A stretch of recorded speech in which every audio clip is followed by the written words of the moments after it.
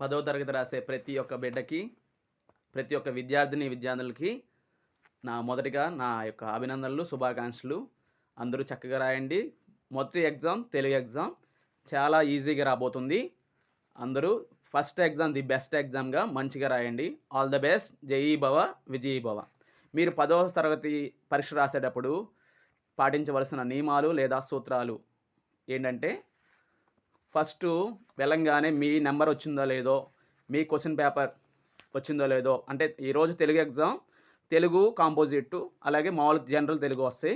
ఆ రెండిట్లో ఏది మీరు జనరల్ తెలుగు అయితే జనరల్ తెలుగు, కాంపోజిట్ కోర్స్ అయితే కాంపోజిట్ కోర్సు, ఆ 2 వచ్చినాయో లేదో ఒకసారి చూడండి.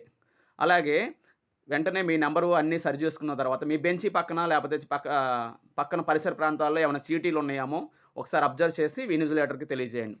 తర్వాత క్వెషన్ పేపర్ స్టార్ట్ చేస్తారు. క్వెషన్ నంబరు, అలాగే సెక్షన్ నంబరు, అలాగే sub question number out side వేయాలి. అలాగే క్వెషన్ పేపరు ఓఎంఆర్ షీట్ మీద కాదు, మీదా కాదా అని చెక్ చేసుకోవాలి. అలాగే మీరు 9:30కి ఎగ్జామ్ అంటే కరెక్ట్‌గా 8:30 కల్లా మీరు ఆ యొక్క సెంటర్‌కి వెళ్ళిపోయి టెన్షన్ లేకుండా ఆ 8:30-9:30 ఎవరితో మాట్లాడకుండా కొంచెం ధ్యానం చేయడం గానీ, లేపోతే మళ్ళీ ఉన్నయి రివైజ్ చేసుకోవడం గానీ చేసుకోవాలి. అంతేగాని ఆ 8:30-9:30 అయ్యో! ఇది చదవలేదు అని టెన్షన్ పడ్డారో గోవిందా.